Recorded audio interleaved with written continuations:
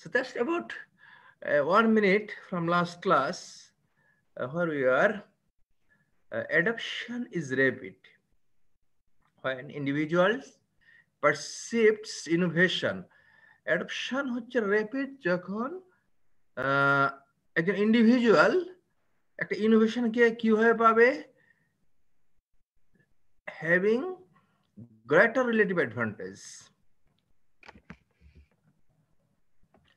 Secondly, having greater compatibility. Thirdly, having greater trialability. Fourth, having greater observability. These all should be a positive trend compared to the former technology, but only one criteria is we expect should be low. This complexity, that means the lower is the complex, the higher is the speed of adoption.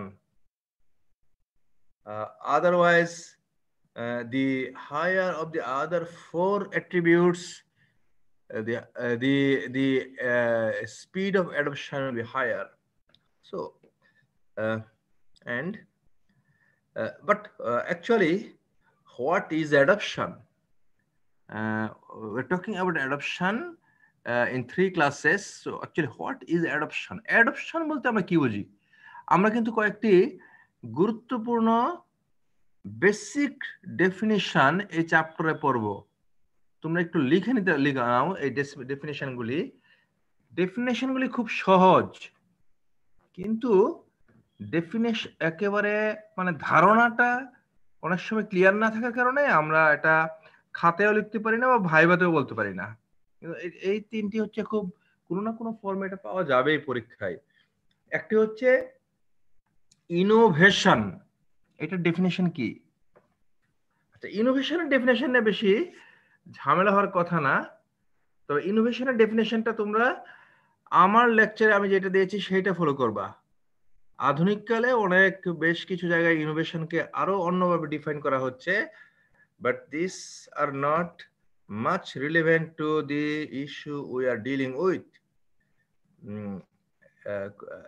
অনেক জায়গায় innovation যে process হিসেবে আছে বা something others, so you should follow Rogers definition. Okay, then adoption and diffusion. So we have three basic definitions: innovation, adoption, diffusion. Okay, innovation আমরা পড়েছি, 2 days adoption, then after completing the adoption part we go for diffusion. Then we'll ask you whether you all can understand the issues without looking at your note or textbook. So adoption কি? adoption তোমরা জানো এটা না? adoption, হ্যাঁ, adoptionের আবার সব adoptionকে আমরা এখানে নিয়ে আসবো না। আমাদের adoption হচ্ছে টেকনোলজি adoption দিক দিয়ে। হ্যাঁ, এখন এই যে অনেকে আছে বেবি adoption করে, হ্যাঁ, মানে বাচ্চাদেরকে অ্যাডপশন করে, সেই অ্যাডপশন কিন্তু এই অ্যাডপশন না। আমাদের অ্যাডপশন হচ্ছে টেকনোলজি অ্যাডপশন। তো অ্যাডপশন কি? অ্যাডপশনের বাংলা যদি আমরা খুব সহজে করি, তোমরা কেউ একটু বলবা অ্যাডপশন বলতে আমরা কি বুঝি আসলে? নতুন কোনো কিছুর সাথে মানিয়ে নেওয়া। কোনো কিছু মানিয়ে নেওয়া। আচ্ছা, প্লিজ, থ্যাংক ইউ। আরেকজন বলো। স্যার মানে একটা টেকনোলজি সম্পর্কে মানে আমরা যখন জানবো, মানে জানার পর সেটাকে আমরা গ্রহণ করব নাকি রিজেক্ট করব, সেই অনুসারে ডিসিশন নিব যে মানে আমরা টেকনোলজিটা আসলে নিচ্ছি কিনা বা ব্যক্তিগত জীবনে কাজে লাগাচ্ছি কিনা সেটা। ওকে, ভেরি গুড। আমরা দুটো ভার্সন বললাম, একটা হচ্ছে ব্যক্তিগত জীবনের সাথে কোনো কিছু মানিয়ে নেওয়া। তো তোমরা সবাই কাইন্ডলি একটু তোমাদের মিউট করে নিও, কারণ এই যে আশেপাশে গাড়ির শব্দ শোনা যাচ্ছে, এটা আসতেছে কিন্তু এখানে।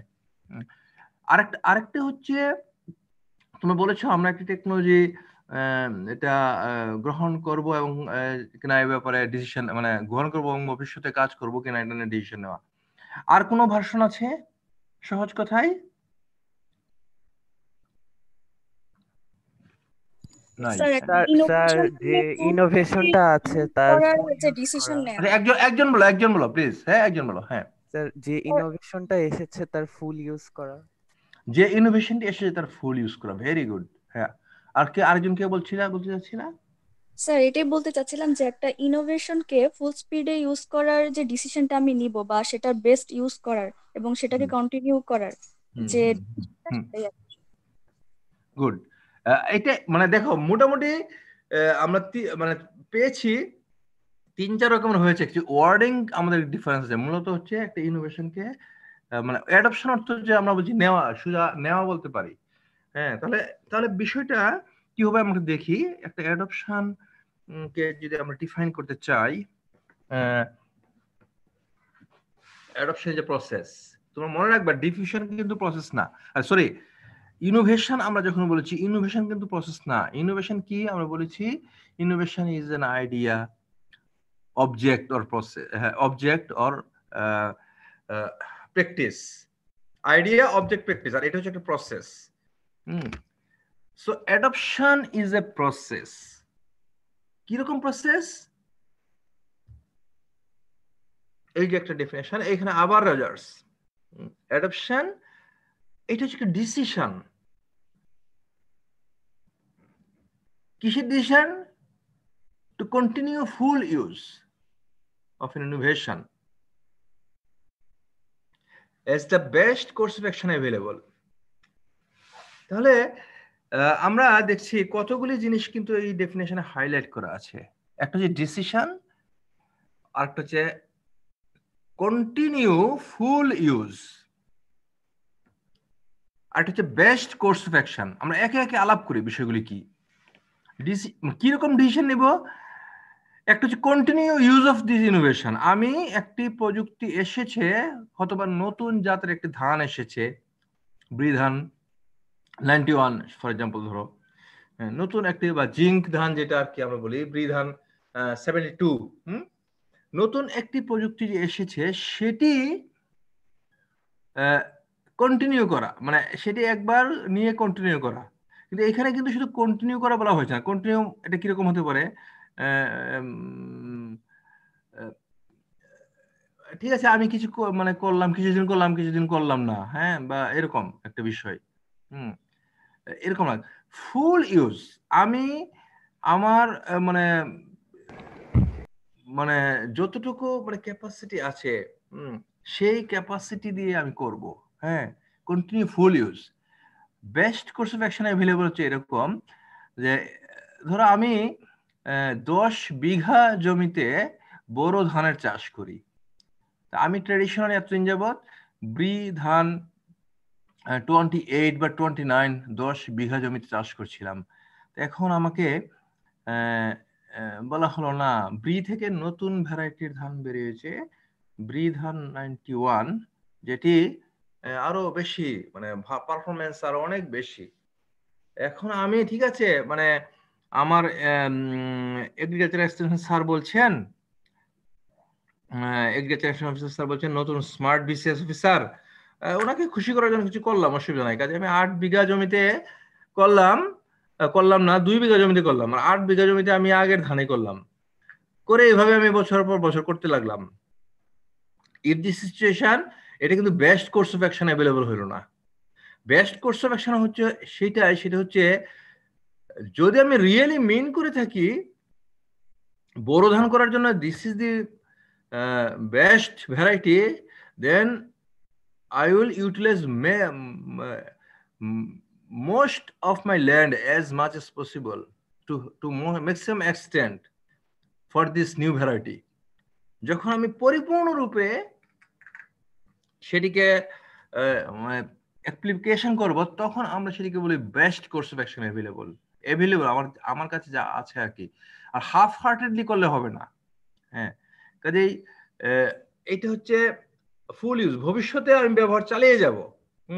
শুধু আমি একজন কৃষক, আমি একজন কৃষক, আমাকে সরকার মাঝে মাঝে ডেমনস্ট্রেশন দেয়। হ্যাঁ, কৃষকদেরকে ডেমনস্ট্রেশন দেয়। ফর এক্সাম্পল, ডেমনস্ট্রেশনে কিরকম বলে, ঠিক আছে এই নতুন জাতটি আপনি করবেন, আপনার বীজ আমরা দেব, ফার্টিলাইজারের কিছু অংশ আমরা দিব, জমিতে বেড়াটা করে দিব, একটা সাইনবোর্ড থাকবে, আর কিছু কিছু কালচারাল অপারেশনে খরচ দিব, সেটা হয়তো 8-10 হাজার টাকা তাদেরকে দেওয়া, সাপোর্ট দেওয়া হবে। তখন ঠিক আছে, মানে বিনা পয়সায় তো মানুষ আলকাতরাও খায়, তো ঠিক আছে আমি এটা করলাম। হ্যাঁ, আপনি দিবেন আমাকে, দেন, আমি বিনা পয়সায় যদি বীজটা পাই, বিনা পয়সায় যদি সার পাই, বিনা পয়সায় যদি আমাকে সেচের খরচ দেওয়া হয়, এবং আরো কিছু অ্যাডভান্টেজ আমাকে দেওয়া হয়, তাহলে তো না করার কোনো কারণ নাই, কোনো লস নাই, আমি করলাম। কিন্তু ওই বছর করে তারপর পরের বছর আমাকে আর কোনো ডেমনস্ট্রেশন সাপোর্ট দেওয়া হলো না, সেটা অন্য ফার্মারকে দিল। হ্যাঁ, এই সাপোর্টটা আমাকে না দিয়ে অন্য ফার্মারকে দিল। তখন আমি করলাম কি, ঠিক আছে আমাকে দেয় না, আমি এটা করবো না, আমি আগেরটাই করব। হ্যাঁ, মানে এক ধরনের, আসলে তার মানে কি, আমি যদিও এটা ডেমনস্ট্রেশন নিজের প্লটে করেছি, but I am myself not convinced that this has greater relative advantage than the previous one. হ্যাঁ, এইটাকে যখন আমরা এই জিনিসটাকে কাটিয়ে আসলে আমরা স্বতঃস্ফূর্তভাবে ভবিষ্যতে এটাকে ফুল ইউজ করে যাব, তখন এটাকে আমরা অ্যাডপশনের পর্যায়ভুক্ত বলবো। ওকে, সো অ্যাডপশন প্রসেস হচ্ছে একটা সাইকোলজিক্যাল প্রসেস। অ্যাডপশন, আমি কোনো কিছু ফুল ইউজ করব কিনা, এটা কিন্তু সাইকোলজিক্যাল। আমার মাথার মধ্যে এটা কাজ করবে।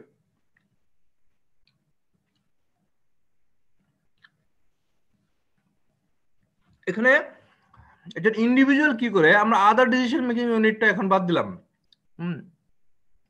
ইন্ডিভিজুয়াল কি করে সে ডিসিশন নেয়, কি ডিসিশন নেয়, whether I will continue to use it or not।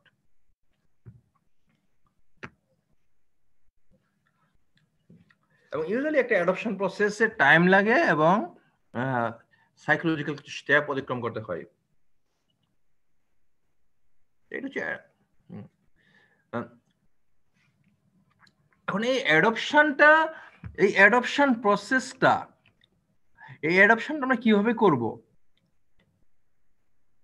সেটা নিয়ে আগে এক ধরনের সরল ভাষ্য ছিল, কিন্তু পরবর্তীতে আমাদের সায়েন্টিস্টরা নতুন নতুন কনসেপ্ট সেখানে আসে এবং নতুন নতুন ব্যাখ্যা আসার কারণে 1980-র দশক থেকে এই ট্র্যাডিশনাল যে অ্যাডপশন প্রসেস আছে, এখান থেকে আমরা অ্যাডপশনকে ব্যাখ্যা করার জন্য কিছু মডেল বা প্যারাডাইমের আশ্রয় নেই, একটি মডেলের আশ্রয় নেই। অ্যাডপশন প্রসেসটিকে ব্যাখ্যা করার জন্য মূলত 1970 এবং 80-র দিকে আমরা কিছু মডেলের আশ্রয় নেই। সেরকম সবচেয়ে মানে ওয়েল অ্যাকসেপ্টেড যে মডেলটা রয়েছে, সেটি হচ্ছে innovation decision process. Innovation decision process, innovation decision প্রসেসটা কি, অ্যাডপশনকে বোঝার জন্য যে মডেলটি আমরা ব্যবহার করি, এটা অ্যাডপশন এক সেন্সে, এটা অ্যাডপশনের একটা মডেল। হ্যাঁ, মানুষ কিভাবে প্রযুক্তি সাইকোলজিক্যালি গ্রহণ করে, এটা বোঝার জন্য এটা একটা model, innovation decision process. Sir একটা কোয়েশ্চেন ছিল। বলো প্লিজ। স্যার যদি এমন হয় যে ফর এক্সাম্পল বৃধান 29 আগে ছিল না, এখন নতুন করে সায়েন্টিস্টরা হচ্ছে এটা আবিষ্কার করলো, তো এটা কি স্যার ইনোভেশন? সরি, আবার বলো তো। স্যার যদি বৃধান 29 ফর এক্সাম্পল আগে ছিল না, এখন নতুন করে সায়েন্টিস্টরা ডেভেলপ করেছে, তো স্যার এটাকে আমরা যদি ইনোভেশন বলি, আর সেটাকে যখন আমরা ফার্মার লেভেলে নিয়ে যাব, তখন যখন তারা ফুললি ইউজ করা শুরু করবে, যেমন যে সিজনে হচ্ছে বৃধান 29 করা যায়, তখন তারা হ্যাপিলি করছে, মানে কনভিন্স হচ্ছে, তখন কি আমরা সেটাকে অ্যাডাপশন বলবো? মানে এটা কি ইনোভেশন আর অ্যাডাপশনের কনসেপ্ট? আচ্ছা, হ্যাঁ, ধরো আমরা যদি এটা 2020 সাল না 2000 সাল বা 1999 সাল বা 2001 সাল, হ্যাঁ, তোমার প্রশ্নটা যদি তখনকার ওই সময় করি আমি, তখন এটা কিন্তু ইনোভেশন, ঠিক আছে। এই জি ধারণাটি স্যার 1990-এর দশকে এটি উদ্ভাবন হয়েছে ব্রি থেকে, এবং তারপর 90 থেকে 2004-05 এই সময়ের মধ্যে সারা দেশে কৃষকদের মধ্যে ছড়িয়ে পড়েছে। সেই হিসেবে তখন কিন্তু এটা innovation and adoption of innovation. আবার ধরো বাংলা এখন কিন্তু বাংলাদেশ থেকে আমাদের আফ্রিকান দেশগুলিতে তোমরা জানো কিনা, তোমরা যে আফ্রিকার ম্যাপের দিকে তাকাও, আফ্রিকাতে যে পরিমাণ পপুলেশন রয়েছে তার তুলনায় জমির পরিমাণ কিন্তু অনেক বেশি, অনেক বেশি। কিন্তু সেই জমিগুলি নানা কারণে কাল্টিভেট হয় না। মরুময়তা একটা কারণ, আরো কারণ আছে। এখন আফ্রিকার অনেক দেশে কিন্তু বাংলাদেশ থেকে রাইস এখন নিয়ে যাওয়া হয়, মানে দেখার জন্য ওই রাইসগুলি তাদের এখানে কাজ করে কিনা, কারণ তাদের এখানে ভালো ভ্যারাইটির অভাব আছে। ধরো কোনো একটি দেশে, ধরো নাইজার বা কেনিয়া, বাংলাদেশের তুমি যেটা বললা ব্রিধান 28 নিয়ে সেখানে মানে ইন্ট্রোডিউস করলো ফার্মারদের মধ্যে। তো যদিও আজকে 2020 সালে এটা আমাদের জন্য ইনোভেশন না, জি স্যার কিন্তু তাদের জন্য কিন্তু ইনোভেশন।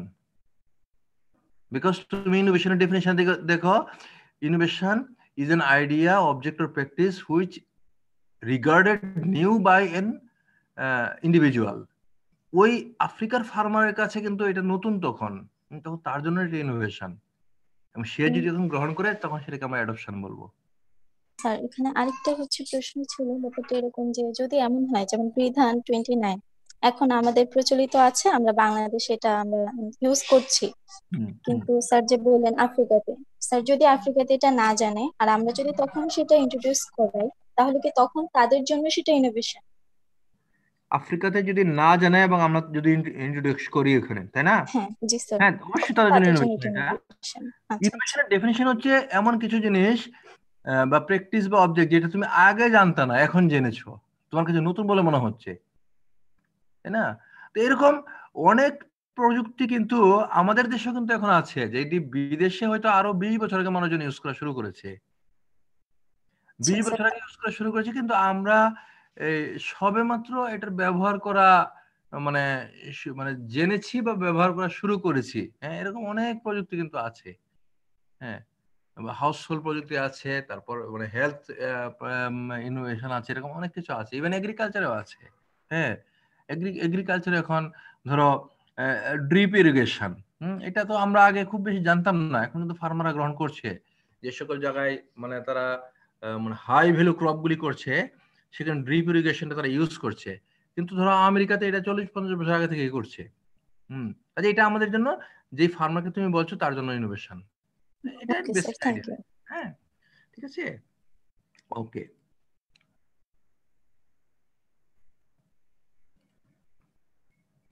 আমরা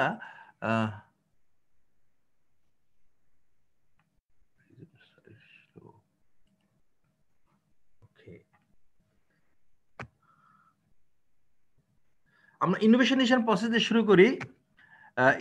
প্রথমে আমরা innovation decision process explains the process through which an individual adopts innovation. এটা অ্যাডপশনকে এক্সপ্লেইন করে। আমরা একটু ডেফিনেশন দেওয়ার চেষ্টা করি। তার আগে এই নামটি দিয়েছেন রজার্স। আমরা বলেছি যে ডিফিউশন প্রযুক্তি অ্যাডপশন এবং ডিফিউশনের উপর যত কাজ হয়েছে সবচেয়ে বেশি ফেনোমেনাল কাজ করেছেন রজার্স। কাজেই রজার্সের স্ট্যান্ডার্ড ডেফিনেশনটা আমরা নিচ্ছি। তিনি বলেছেন কেন এটাকে ইনোভেশন ডিসিশন প্রসেস নাম দিয়েছেন, because an individual takes decision for full use of an innovation. এখানে এই মডেলে বা এই প্রসেস যে এখানে যে ব্যাখ্যা করা হয়েছে, একজন ইন্ডিভিজুয়াল ডিসিশন নেবে কিনা একটা ইনোভেশন গ্রহণ করার জন্য, এই জন্য এটার নাম হচ্ছে ডিসিশন প্রসেস। যেহেতু এখানে একটি প্রযুক্তি ইন্ডিভিজুয়াল গ্রহণ করবে কিনা সেই ডিসিশন সে নিয়ে থাকে, এই জন্য এটার নাম হচ্ছে ডিসিশন প্রসেস। হ্যাঁ, আর যেহেতু এই কি নিয়ে সে ডিসিশন নেয়, ইনোভেশন নিয়ে ডিসিশন নেয়, কাজে এটার নাম হচ্ছে ইনোভেশন ডিসিশন প্রসেস। তো আমরা এইটুকু আমরা জানলে এখন চলবে। আমরা যদি ডেফিনেশন দিতে চাই ইনোভেশন ডিসিশন প্রসেসের, তুমি দেখো সবাই দেখো একটু ডিসিশনটা একটু লম্বা হয়েছে। তার আগে আমরা একটু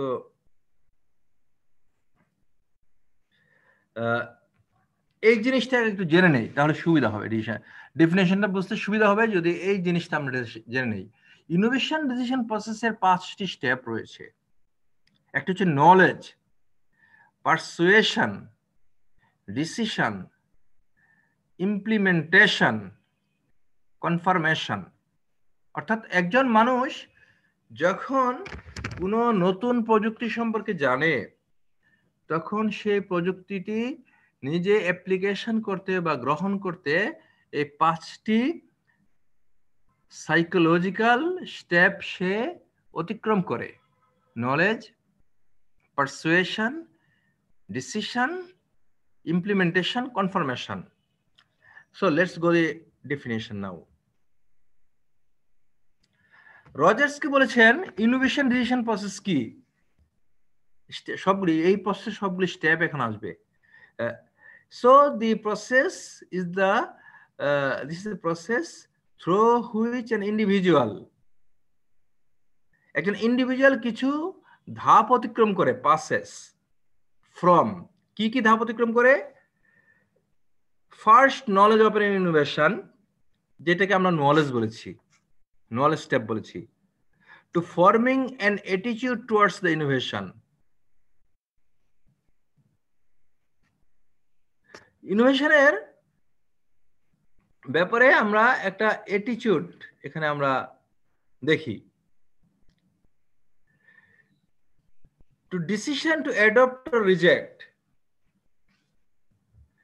আমরা অ্যাডপ্ট বা রিজেক্ট করার ডিসিশন। আচ্ছা, এত স্ক্র্যাচ আসছে কেন স্ক্রিনে?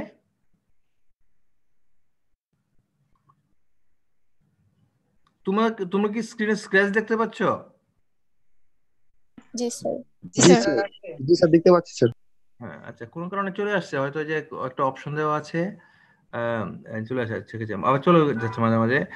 Two implementation of the new idea and to confirmation of the decision. তাহলে দেখো 5টি ধাপ। মানুষ যখন একটি ধাপ থেকে আরেকটি ধাপ পথে অতিক্রম করে, তখন সেটাকে আমরা বলি ইনোভেশন ডিসিশন প্রসেস। সো আবার দেখি, the innovation decision process is the process through which an individual passes from first knowledge of innovation to forming attitude towards the innovation, to a decision to adopt or reject, to implementation of the new idea and to confirmation of the decision. কাজেই তুমি যদি এখন এই ধাপগুলি মনে রাখো, তাহলে এই ডেফিনেশনটা মুখস্থ করা খুব সহজ, খুবই সহজ। কাজে এই 5টি ধাপে একজন ব্যক্তি সিদ্ধান্ত নেয় আমি একটি প্রযুক্তি গ্রহণ করব কিনা। হ্যাঁ, এই 5টি ধাপ সম্পর্কে আমরা একটু এখন বলার চেষ্টা করি। স্যার তাহলে ইনোভেশন ডিসিশন প্রসেস আর অ্যাডাপশন কি সেম কনসেপ্ট নাকি দুটো আলাদা? আমরা কি বলেছি যে আসলে মানে অ্যাডপশনটাকে ব্যাখ্যা করার জন্যই ইনোভেশন ডিসিশন প্রসেস হচ্ছে একটা মডেল। Okay sir. আবার অ্যাডপশন প্রসেস নামে কিন্তু একটা প্রসেস আছে, এটা কিন্তু এখন নাই। কিন্তু অ্যাডপশন আমরা এটুকুই বলবো, অ্যাডপশনটাকে ব্যাখ্যা করার জন্যই একটি মডেল হচ্ছে ইনোভেশন ডিসিশন প্রসেস। ঠিক আছে? তো knowledge, persuasion, decision, implementation, confirmation, এই 5টি ধাপ আমরা অতিক্রম করি। এখন রজার্স এই মডেলটি দিতে গিয়ে একটি ডায়াগ্রামের আশ্রয় নিয়েছেন। সেই ডায়াগ্রামটা আমরা একটু উপস্থাপন করছি। বেশ আপাত দৃষ্টিতে একটু জটিল ডায়াগ্রাম মনে হচ্ছে, কিন্তু আসলে খুব সিম্পল ডায়াগ্রাম না হলেও সহজে বোঝা যায়। তোমরা দেখো ডায়াগ্রামের মূল যে স্কেলিটনটা আছে, 5টি তীর চিহ্ন পাশাপাশি আমরা দেখতে পাচ্ছি, along with numerical indication. ধাপ 1 knowledge, stage 2 steps to persuasion, step 3 decision, 4 implementation and confirmation. অর্থাৎ বাম থেকে ডানের দিকে যাচ্ছে, অর্থাৎ 1 নম্বর ধাপ অতিক্রম করার পরে আমরা 2 নম্বর ধাপ যাচ্ছি, তারপর 3 নম্বর ধাপ যাচ্ছি, 4, 5 নম্বর।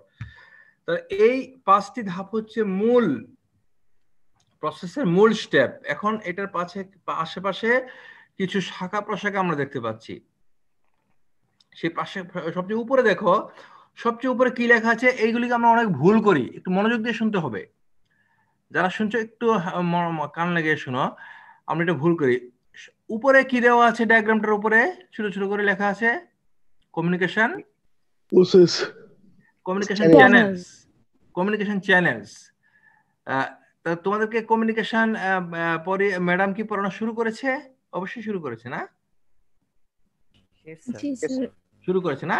তো কমিউনিকেশন চ্যানেল আমরা অর্থাৎ যে সকল চ্যানেল ব্যবহার করে আমরা কমিউনিকেশন করি না, ফর যেমন টেলিফোন হচ্ছে একটা কমিউনিকেশন চ্যানেল, হ্যাঁ, আবার ফেস টু ফেস কথাবার্তা বলা এটাও একটা কমিউনিকেশন চ্যানেল। তেমনি ভাবে এক্সটেনশনের যে মেথডগুলি আমরা পড়েছি, এক্সটেনশন টিচিং মেথড, এই প্রত্যেকটি এক্সটেনশনের কিছু না কিছু communication channel. Farm and home visit, office call, telephone call, demonstration, training, result demonstration, method demonstration, farm day, leaflet, bulletin, folder, newspaper, television, হ্যাঁ, ইন্টারনেট, রেডিও, সবই হচ্ছে পোস্টার কমিউনিকেশন চ্যানেল। কাজেই এটা অর্থ হচ্ছে উপরে কমিউনিকেশন চ্যানেল দিয়ে dotted তীর চিহ্ন দিয়ে সবগুলি ধাপকে জোড়া দেওয়া হয়েছে, খেয়াল করো। হ্যাঁ, এটা অর্থ হচ্ছে প্রত্যেকটি ধাপকে বিভিন্ন রকম কমিউনিকেশন চ্যানেল প্রত্যক্ষ বা পরোক্ষভাবে ইনফ্লুয়েন্স করবে। আমি ধাপ কত তাড়াতাড়ি নিতে পারবো বা কত তাড়াতাড়ি আমি অ্যাকশনে যেতে পারবো এই ধাপগুলির বিষয়ে।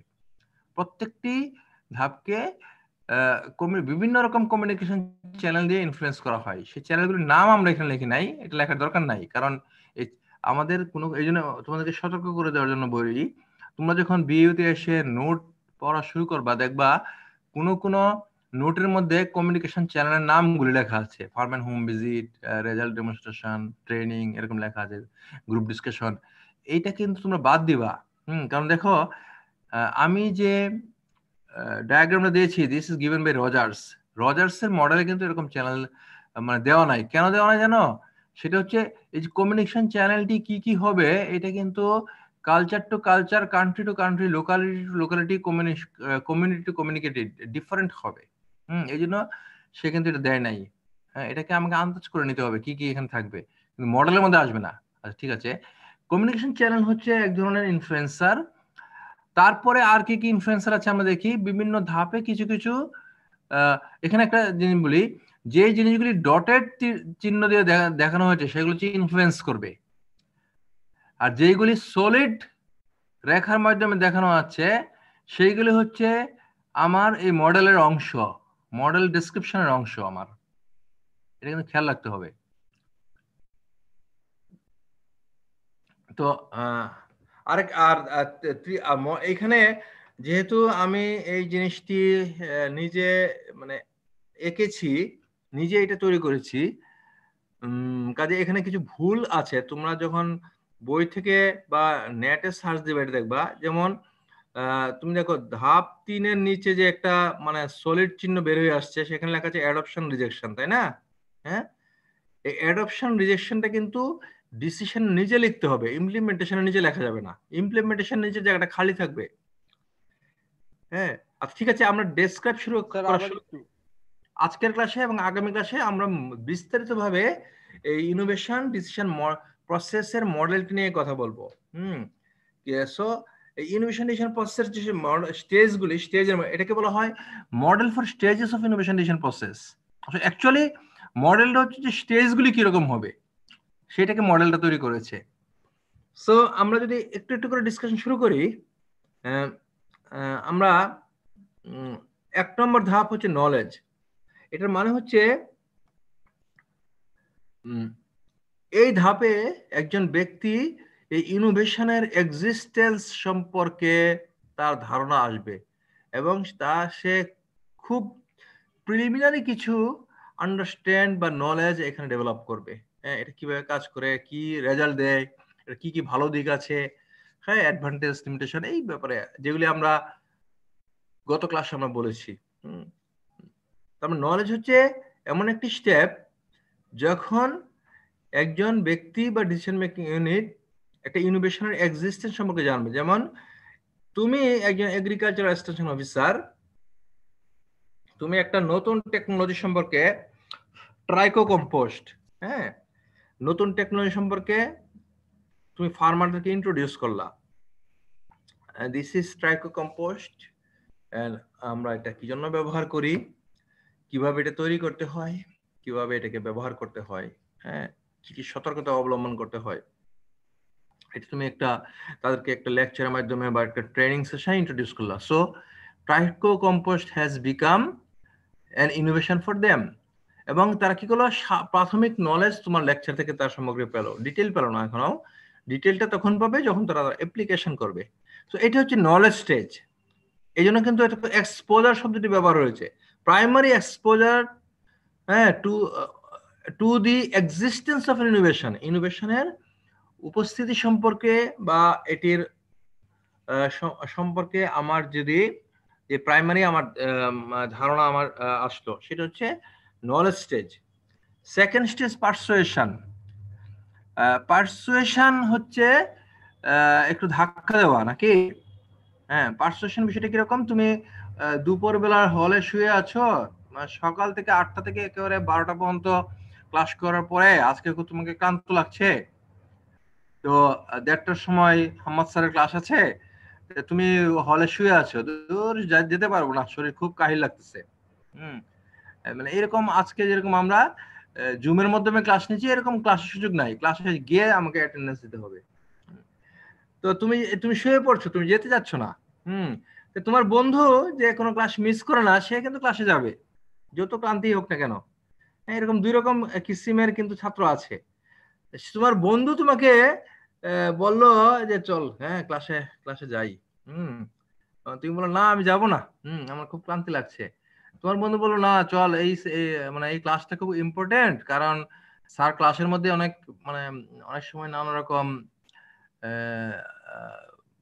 প্রশ্নগুলি বলে দেন, বা প্রশ্নগুলি কিরকম হতে পারে একটু এক্সপ্লেন করে দেন, প্লাস অনেক সময় স্যার কিছু ইনস্ট্যান্ট অ্যাসাইনমেন্টও দিয়ে দেন, হ্যাঁ, অ্যাসাইনমেন্টও দিয়ে দেন, বা মানে আগে মানে পরের ক্লাসগুলি আলোচনা করেন। কাজেই মানে এই ক্লাসটা করাটাই ভালো। আবার স্যার কিন্তু মূলত তার পরীক্ষার প্রশ্নগুলি ক্লাস থেকেই করে থাকেন।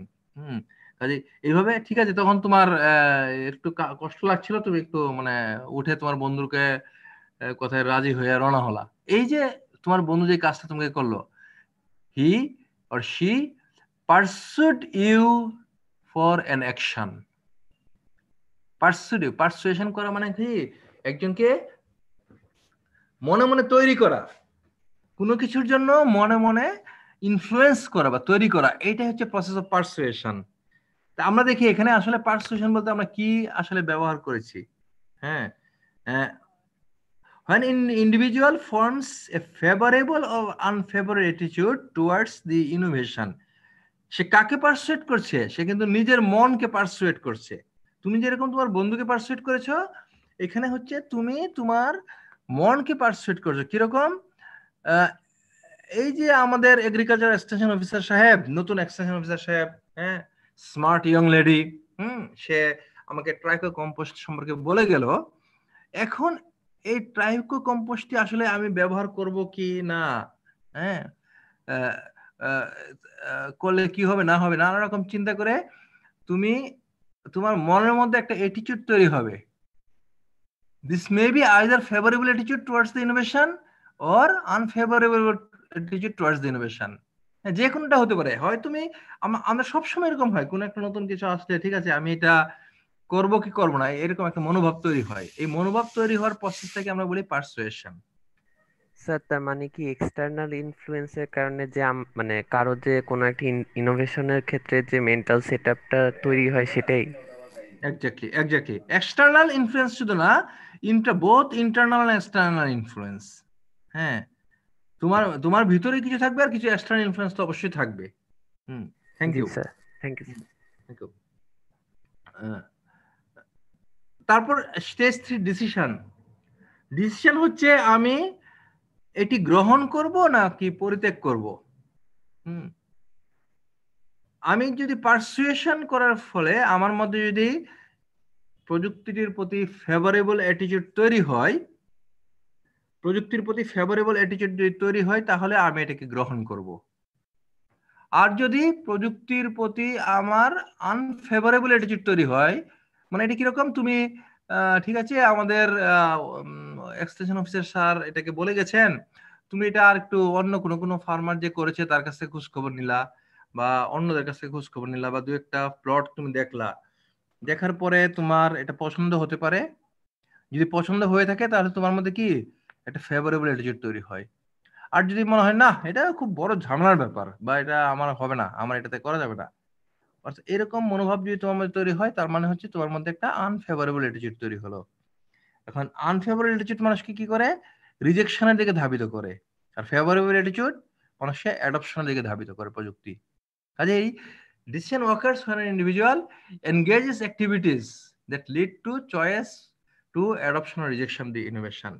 তুমি যখন বাস্তবে সিদ্ধান্ত নিবা এটাকে আমি গ্রহণ করব নাকি বর্জন করব, তখন এই যে থ্রু সাম অ্যাক্টিভিটিস, সেটাকে আমরা বলবো adopt or reject of innovation. এটা হচ্ছে ডিসিশন। আমরা ফাইনাল ইয়ারে যখন পড়বো তখন ডিসিশন সম্পর্কে আমরা আরেকটু বেশি পড়াশোনা করব। আমাদের একটা চ্যাপ্টারে আছে ডিসিশন। ইমপ্লিমেন্টেশন সহজ, এটার বাংলা বলার দরকার নাই। ইমপ্লিমেন্টেশন হচ্ছে আমি এটি বাস্তবে প্রয়োগ করব, সিদ্ধান্ত নেওয়ার পরে আমি এটি বাস্তবে প্রয়োগ করা শুরু করব, এটা হচ্ছে ইমপ্লিমেন্টেশন। লাস্ট স্টেজ হচ্ছে কনফার্মেশন। কনফার্মেশন আমরা যেটা বলি, আমি ইমপ্লিমেন্টেশন আমি কি করেছি, আমি এটা বাস্তবে প্রয়োগ করা শুরু করেছি। কারণ বাস্তবে প্রয়োগ করা শুরু করার পরে যদি আমি মনে করি এই প্রযুক্তিটি ভালো, এই প্রযুক্তি ভালো, তাহলে এটা হচ্ছে একটা কনফার্মেশন। হ্যাঁ, আমি ভালো হলে আমি এটা গ্রহণ করা অব্যাহত রাখবো, হ্যাঁ, ভবিষ্যতে গ্রহণ করা অব্যাহত রাখবো, এটা হচ্ছে একটা কনফার্মেশন। আবার ভবিষ্যতে আমি আর গ্রহণ করবো না, তার মানে আমি কনফার্মেশন করি নাই, এটাও একটা মানে ধাপ, আর মানে টাইপ আর কি ডিসিশনের। অর্থাৎ কনফার্মেশনে আমরা কি করি, কনফার্মেশন দেখো, when an individual, এখানে আমাকে একটু ব্যাখ্যা করতে হবে, when an individual seeks reinforcement of an innovation decision already made or reverses a previous decision to adopt or reject the innovation. এখানে দেখো একটি শব্দ আমরা হাইলাইট করছি, রিইনফোর্সমেন্ট। রিইনফোর্সমেন্ট সিক করে মানে কি, তুমি যখন কোনো সিদ্ধান্ত নেবা সেটার পক্ষে তখন প্রমাণ সংগ্রহ শুরু করবা। কি জানি, ফর এক্সাম্পল আমি তোমাকে মোবাইল ফোন দিয়ে একটা উদাহরণ দেই। হ্যাঁ, বাজারে এখন পত্রিকায় প্রায় বিজ্ঞাপন দেখি, কি জানি নতুন একটা কোম্পানি আবার বিজনেস শুরু করেছে, কি রিয়েলমি না রেডমি, কি জানি নাম এটার, হ্যাঁ রেডমি না, হ্যাঁ যাই হোক, তুমি বাজারে গিয়ে মানে মোবাইল, মানে ঠিক আছে আমি একটা স্মার্টফোন কিনবো। এখন বাংলাদেশে কিন্তু একটা জিনিস, করোনার মধ্যে অন্য সেক্টর যাই হোক, গত 5-6 মাসে যে সেক্টরে সবচেয়ে বেশি বিজনেস করেছে সেটা কিন্তু তোমার আইটি সেক্টর, বিশেষ করে তোমার কম্পিউটার যন্ত্রাংশ, আর একটা হচ্ছে স্মার্টফোন সেক্টর। কারণ লক্ষ লক্ষ স্মার্টফোন বাংলাদেশে বিক্রি হয়েছে, যেখানে বাবা মায়েরা তোমাদের হাতে নতুন স্মার্টফোন কিনে দিয়েছেন। কারণ আমাদের ইউনিভার্সিটি যারা আছে তারা আছে, কিন্তু অনেক দেশে কিন্তু অনেক জায়গায় কিন্তু মানে ছাত্র গরিব। প্রথম আলোর একটা রিপোর্টে দেখলাম ঢাকা শহরে একেবারে মানে বস্তিতেও তারা দেখেছে স্মার্টফোনের মাধ্যমে ছেলেমেয়েরা ক্লাস করছে বা মানে অনলাইনে ক্লাস করছে। এরকম তো তুমি বাজারে গিয়েছো স্মার্টফোন কেনার জন্য, কেনার পরে তুমি দেখলা ওকে একটা মাথা মধ্যে ছিল, ঠিক আছে আমি স্যামসুং এর বা এরকম হুয়াই তাদের একটা স্মার্টফোন কিনবো, মাথা মধ্যে আইডিয়া নিয়ে গেছো। কিন্তু বাজারে গিয়ে তুমি আর 2-3টা দোকান দেখে দেখে একটা নতুন মডেল পালা, যেটা তোমার কাছে ভালো মনে হলো, তুমি ধুম করে এটা কিনে ফেললা। হ্যাঁ, ঠিক আছে, আমার কাছে টাকা আছে, বাবা আমাকে 15,000 টাকা দিয়েছে, আমি আরো 1,000 টাকা যোগ করে 16,000 টাকা দিয়ে একটা মডেল কিনে ফেললাম। যেহেতু এটা একটা হঠাৎ একটা নতুন ডিসিশন তুমি নিয়েছো, এটা কিন্তু আগে মাথায় নিয়ে তুমি বাসা থেকে বের হো না, বাসা থেকে মাথায় নিয়ে বের হয়েছো আমি স্যামসাং এর কিনবো অথবা হুয়াই এর কিনবো, এইরকম মাথায় নিয়ে বের, অথবা আমি হয়তো শাওমির একটা কিনবো, এরকম 2-3টা মডেল মাথায় নিয়ে বের হয়েছে তুমি। কিন্তু বাজারে গিয়ে হ্যাঁ মারুফ কি বলবা, বলো। স্যার ডিসিশন একটা কথা ছিল যে an individual engages in activities, sir কি কি অ্যাক্টিভিটিস স্যার এঙ্গেজ হবে যে ডিসিশন নেওয়ার জন্য? থ্যাংক ইউ আমরা আসবো এটাতে। আমরা আসবো, আমরা ডিটেল ডিসকাশন আগামী ক্লাসে করবো। হ্যাঁ, তখন Thank you, তোমরা sir. এটা বুঝতে পারবা। তো আমরা যেটা আছে সেটা বলি। তো তুমি কি করবা, তুমি নতুন একটা মডেল কিনে ফেলেছো, কিনে বাসায় চলে আসছো। যখন মানুষের মনের একটা অদ্ভুত বিষয় আছে, যখনই আমরা নতুন কোন প্রযুক্তির দিকে জাম্প করি নিজের অবস্থান থেকে, তখন কিন্তু আমরা করি কি, আশেপাশে মানুষের কাছ থেকে মতামত জানতে চাই। এই দেখতো আমার তো যে এই মডেলটা কিনছি, দেখতো এটা কেমন, তোমার বন্ধুকে দিলা, সে ঘুরে ফিরে দেখলো এই এটা তো প্রসেসর খুব ফাস্ট আছে, ক্যামেরাটা এত ভালো না, ক্যামেরাটা এই ইয়াতেই ভালো ছিল, শাওমিতেই ভালো ছিল। আরেকজন বলো না এটা এটা না এটা এমন জিনিসটা খুব চমৎকার। মানে তুমি কি মানে যেটা কিনেছো সেটার পক্ষে কিন্তু তার কাছ থেকে কথা শুনতে যাচ্ছ। এরকম যদি কয়েকজন মিলে তোমার এটা ওকে বলে যে না এটা তো মানে খুব মানে সুন্দর হয়েছে, স্মার্টফোন হয়েছে, তখন তোমাকে এটা পছন্দ হবে। না আমি যে কাজটা করেছি পিপল লাইক ইট, এটা হচ্ছে তখন তুমি মানসিক একটা শক্তি পাবা। No, it is a right decision to buy this smartphone from market.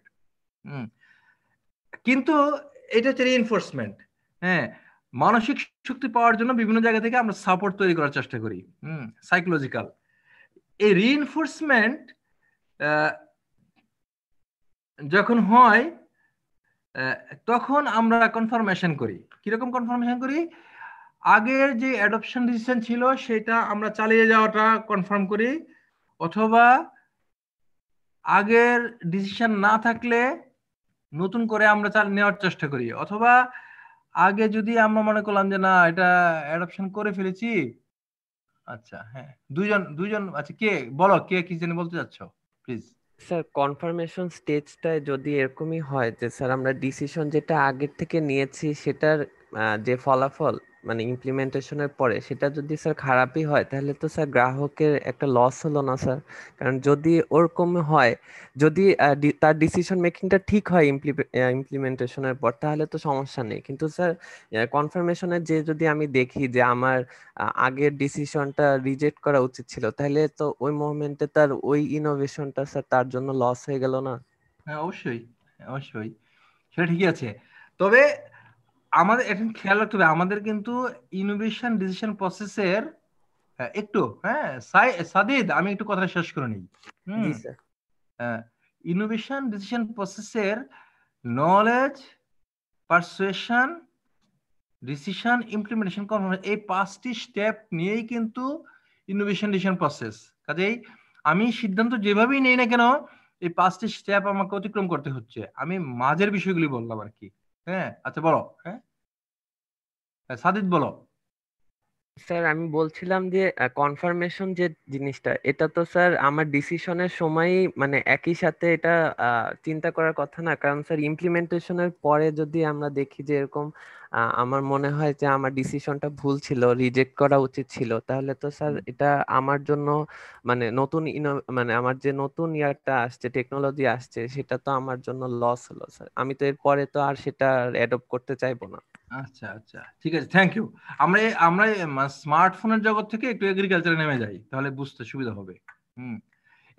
তুমি একজন এগ্রিকালচার এক্সটেনশন অফিসার, ধরো তোমরা হয়তো 43 বা 44 BCS এটা পাওয়া। তুমি একজন এগ্রিকালচার এক্সটেনশন অফিসার। তুমি এগ্রিকালচার এক্সটেনশন অফিসার কাজ হচ্ছে গভর্নমেন্ট তোমাকে যে টেকনোলজি মাঠের মধ্যে ছড়িয়ে দিতে বলবে সেটা কৃষকদের মধ্যে নিয়ে যাবা।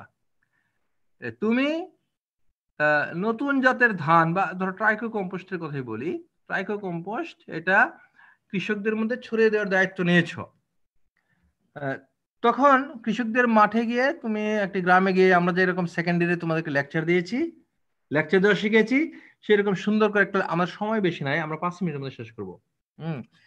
আমরা যেরকম লেকচার দেওয়া শিখেছি সেরকম লেকচার দিয়ে তুমি ট্রাইকো কম্পোস্ট সম্পর্কে কৃষকদেরকে বলবা।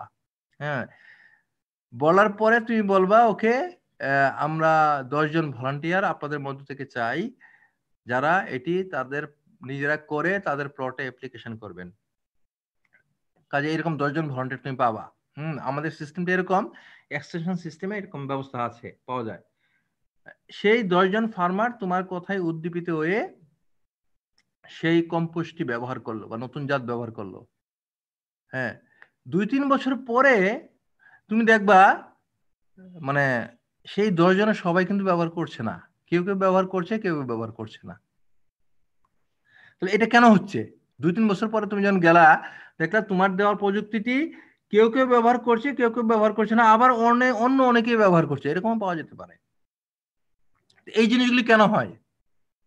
এই জিনিসগুলি হয় আমরা যখন প্রযুক্তি প্রথম ব্যবহার করা শুরু করি, তারপরে যে ব্যবহারকারী তার নানা রকম আন্ডারস্ট্যান্ডিং তার মধ্যে তৈরি হয়। কেউ এটাকে মনে করে না এটা আমার জন্য একটা ভালো প্রযুক্তি, কাজে আমাকে এটা চালিয়ে যেতে হবে, তখন সে এটাকে কনফার্ম করবে এটা ব্যবহার করা। আর কেউ মনে করতে পারে না এটা তো আমি দেখলাম স্যারের সাথে কথা বলে স্যারের উৎসাহে, কিন্তু আমার জমির সাথে এটা খাপ খাচ্ছে না বা আমার এটা লাভ হচ্ছে না, তখন সে মনে করো না এটা আমার জন্য করা ভালো হবে না, সে তখন এটা বাদ দিল। এই দুই রকম ডিসিশনই হয়। হ্যাঁ, এই দুটোই কিন্তু কনফার্মেশনের অংশ, দুই রকমই হতে পারে ডিসিশন। আবার উল্টাটা হতে পারে, দেখো ওর রিভার্স। আমি শেষ কথাটা এখানে বলবো, তারপর তুমি একটু পড়াশোনা করো যেহেতু সময় নাই। শেষ এই বাক্যের শেষে বলা হয়েছে ওর রিভার্স এ প্রিভিয়াস ডিসিশন। অর্থাৎ প্রথমে আমরা মডেল যখন তোমাকে শো করবো তখন আর একটু বিস্তারিত বুঝবে এটা। প্রথম বছর কিছু কিছু সংখ্যক ফার্মার সেই প্রযুক্তিটি গ্রহণ করেছে, আবার কিছু কিছু ফার্মার কিন্তু গ্রহণ করে নাই। যারা গ্রহণ করে নাই তাদের মধ্যে একটা গ্রুপ কিন্তু সেই প্রযুক্তির মাঠে ভালো ফলাফল দেখে এটা কিন্তু পরে গ্রহণ করবে। আরে না, এটা তো এই স্যার যেটা বলছেন তো ভালো ছিল, এত ভালো হচ্ছে, তখন সে কিন্তু নিজে থেকে গ্রহণ করবে। হ্যাঁ, আবার কেউ কেউ কিন্তু গ্রহণ করেই নাই। হ্যাঁ, এরকম থাকতে পারে। হ্যাঁ, কাজে এই যে তুমি প্রথমে গ্রহণ করে নাই পরে গ্রহণ করেছো, এটা কিন্তু একটা রিভার্সাল। আগের ডিসিশন থেকে তুমি রিভার্স করলা। হ্যাঁ, আবার তুমি আগে গ্রহণ করেছো বা কোনো কারণে বাদ দিয়েছো, এটা একটা রিভার্সাল। তো আমাদের এই কনফার্মেশন স্টেজে সব ধরনের রিইনফোর্সমেন্ট এবং রিভার্সাল দুটি কিন্তু আমরা আলোচনা করব। তো আমরা মানে বেশি প্রশ্ন আজকে আর করবো না, আমরা আগামী ক্লাসে আমরা এইটার প্রিলিমিনারি আলোচনা করলাম, আগামী ক্লাসে এটা আমরা ডিটেইল আমরা কথাবার্তা বলবো। তো আমার আজকের মতো ক্লাস আমরা এখানে শেষ করছি। তোমরা যারা পরে আসছো, আমরা 98 জন এই মুহূর্তে আমরা দেখতে পাচ্ছি, সবাই একটু যদি তোমরা তোমাদের পার্সেন্টেজটা দিয়ে দাও। শুধু চ্যাট বক্সে তোমার আইডি নাম্বারটা লিখলেই হবে। হ্যাঁ, যারা পরে আসছো চ্যাট বক্সে তোমার আইডি নাম্বারটা লিখে দাও। হ্যাঁ, তাহলে হবে। তোমাদের পরবর্তীতে ক্লাস আছে এখন থেকে 3 থেকে 4 মিনিটের মধ্যে, কাজেই না এখন 5 মিনিট সময় আছে এখনো। কাজে আজকের ক্লাস এখনই শেষ। যদি আরো কারো কোনো কোয়েশ্চেন থেকে আগামী ক্লাসে কোয়েশ্চেন গুলো নিব, আজকে আমাদের সময় নাই, আগামী ক্লাসে নিব। তাহলে ওকে, আজকে এই পর্যন্তই। ইনশাল্লাহ আগামী রোববার অথবা মঙ্গলবার দেখা হবে। জি স্যার, আসসালামু আলাইকুম স্যার। আসসালামু আলাইকুম। তোমরা আইডি নাম্বারটা লিখে তোমরা লিভ নিয়ে নাও। ওকে।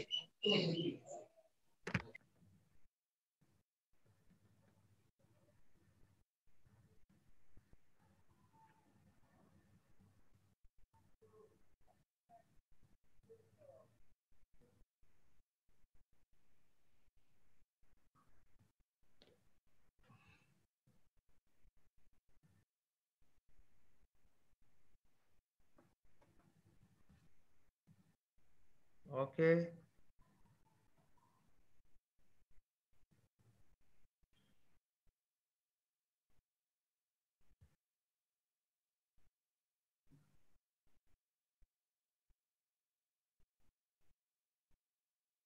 ঠিক আছে।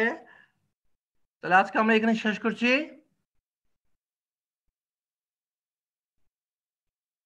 সবাইকে আমরা ধন্যবাদ দিচ্ছি জয়েন করার জন্য। ইনশাল্লাহ আগামী সপ্তাহে তোমাদের সাথে আবার দেখা হবে। আসসালামু আলাইকুম। ওয়ালাইকুম